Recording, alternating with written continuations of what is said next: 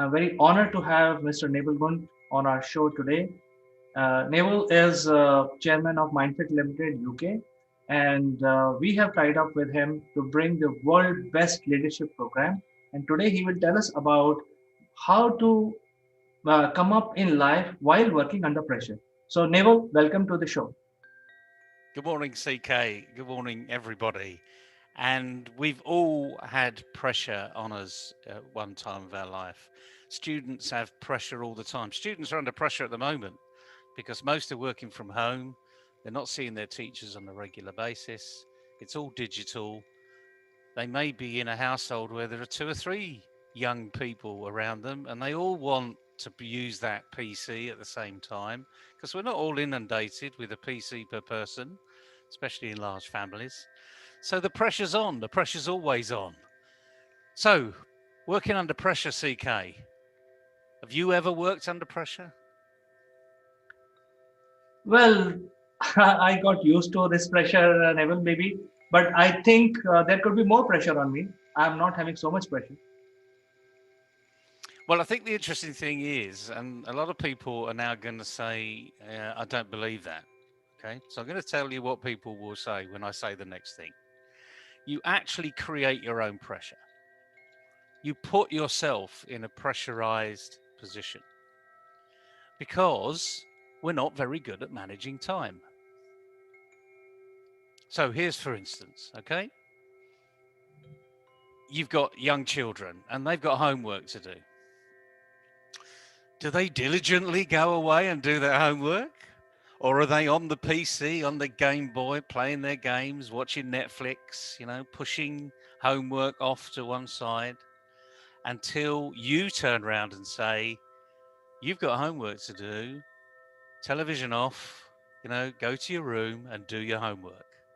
So what happens? Are they brilliant students and go and do the homework as without you telling them? Not at all, Naval. In fact, they are not doing their homework, and the You teachers. kept a straight face there, CK, and I was actually wondering what you were going to say. But no, they don't. And the thing is, they're making their own pressure. They know that they've got homework to do. And we all know what we've got to do. And in business, there's this, you can even buy these pads. And at the top it says to-do list. And the list goes on and on and on and on. I'm sure you've had this from time to time, maybe in your career. And you keep writing things down. Then you flip the page and you write a few more things down. And then you think, well, I'm getting to the third page now. I'm not going to do that anymore. And you put it to one side. And that to do list ends up being a to do list. But when are you going to do it? And the thing is, the longer you put it off, the more pressure you're going to be under. If you, is it a classic example? I mean, I know most people are in lockdown currently, but if you've got a Zoom meeting, okay, do you expect your clients to turn up slightly ahead of time or on time or late? Well, my expectation is to all the people to turn up on time and not definitely late. They should be on time. Okay. So we're even in this digital world, okay, and we're in Zoom, and we've not had this discussion before, so this is an interesting one. Do people turn up late?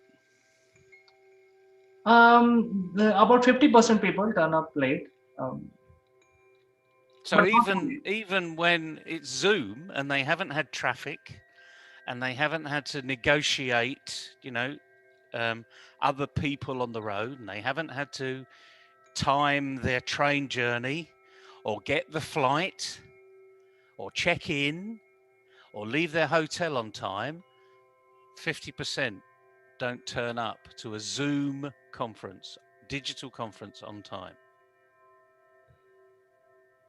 Interesting, isn't it? And I would think that's probably the same for most people. But immediately you put yourself under pressure because now you're late for that Zoom meeting. The likelihood is, if you're a busy person like me and like you, you've got you've allowed a certain amount of time. And if you're smart, you've allowed more time than you think it might need. But if you literally have got your appointments back to back, you're going to be under pressure because it's going to be coming up to the last 10 minutes of the conversation, and you know you've got to go in 10 minutes. But the thing is, it's really interesting where you are, and you haven't given yourself enough time to make that communication, that conversation count. So what happens? The likelihood is you run over. So you've run over the first, you've got late there, you've now run over this one, and let's say you run over this one by half an hour, and all of a sudden you're putting yourself under more pressure. Now, I don't believe anyone listening here is going to disagree with me, because most people are going to say, yeah, you're right. Yeah, I do that all the time. So the point is, now what we need to do is to work out how not to work under pressure. In other words, don't put yourself under pressure. But when you are under pressure, how to cope with the pressure. So there's two different things we need to be working on. And if you're like a lot of people out there, when you get under pressure, your work declines. The quality of your work declines. Therefore, you're not putting in your best effort. There are a few people, and I'm one of them, that actually love working under pressure. I love working to tight deadlines. Not that I'm lazy, not that it's the only time I do my best work, but I can feel the adrenaline moving, you know? And you and I have been working on a few things over the last couple of years, CK, and you know that when we get to that, final point, we've given it our best, despite the fact we've worked up right up to the last minute. But the majority of people will not be able to give their best because the pressure will take over. You will feed the pressure, and you're constantly looking up at the clock. Am I running out of time? And while you're doing that, the brain's not being the best it is on the project you're currently working on. These are quite simple things, and I can see you smiling, and you're probably thinking of times when you did that, CK. But we all do it, don't we? We all time watch, oh, have I run out of time yet? Yes, it's very funny that you mentioned to-do list, Neval, because this is exactly what happens to me, where you make a list and then you throw it out after a week because that to-do list is now stale. There are other things on the plate, including those which were listed on the to-do list. So now the list is much bigger. The pressure is mounting on. I think we all deal with that, and year on year, day by day, month on month, we actually handle this. So I think the important thing is your program, leadership program, has worked out a method of training people like us, whether you are a student or a chief executive, to help your brain fine tune so that you can handle the pressure. I think we would like to know more about that. Well, the interesting thing is that the handling pressure is different for everybody. And we've all got our own mechanisms. And it's a question of, do we know that we've got our own mechanisms? So if you actually say to someone, can you handle pressure?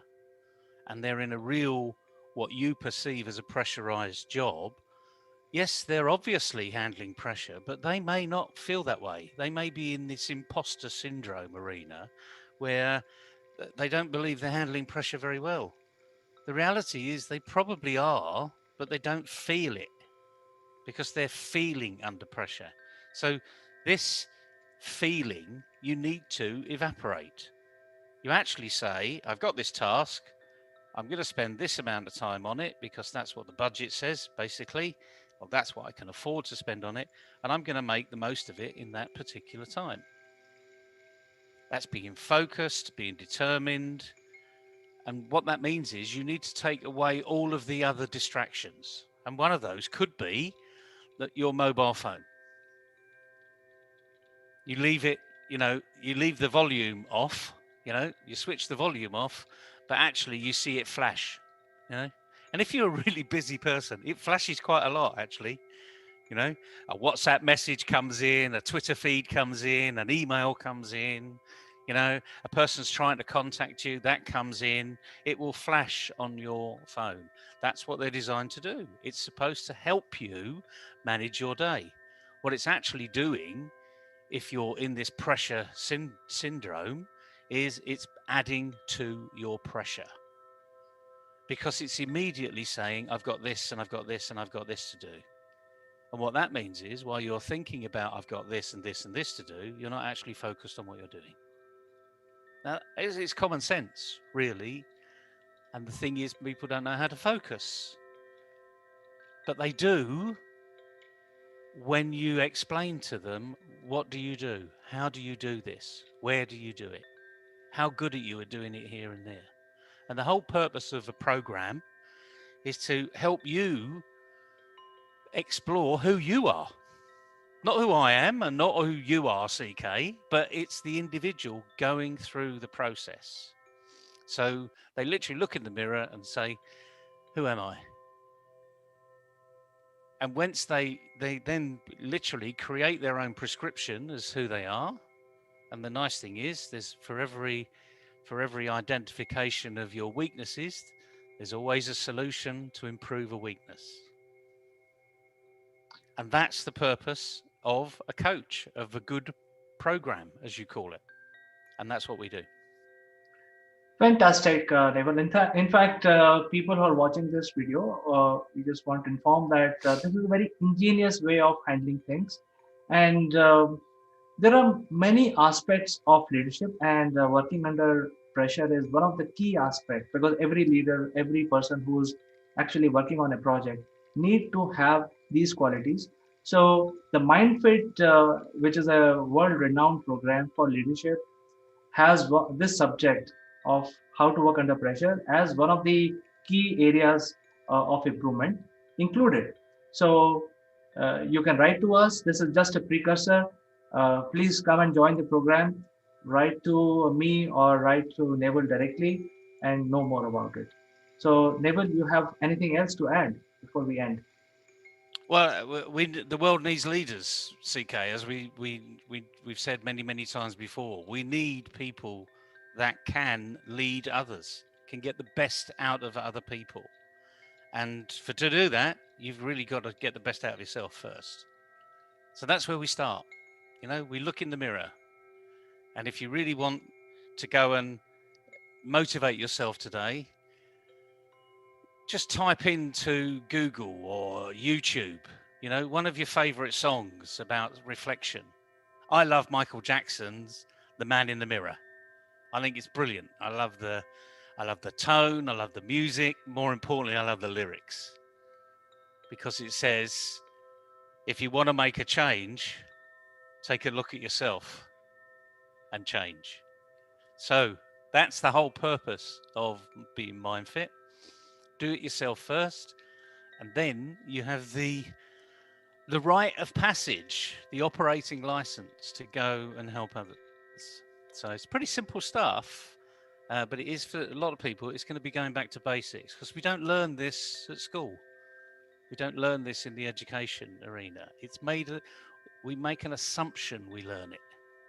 When we network with other people, there is an assumption that we know how to communicate with other people. And if you notice, when you go to a networking meeting, some people are really good at networking. And then you put yourself under pressure because you say, well, they're really good at it and I'm not. It's this self-imposition, I'm no good. Well, yes, you are, actually. Everyone's a genius. It's just that they haven't found it yet.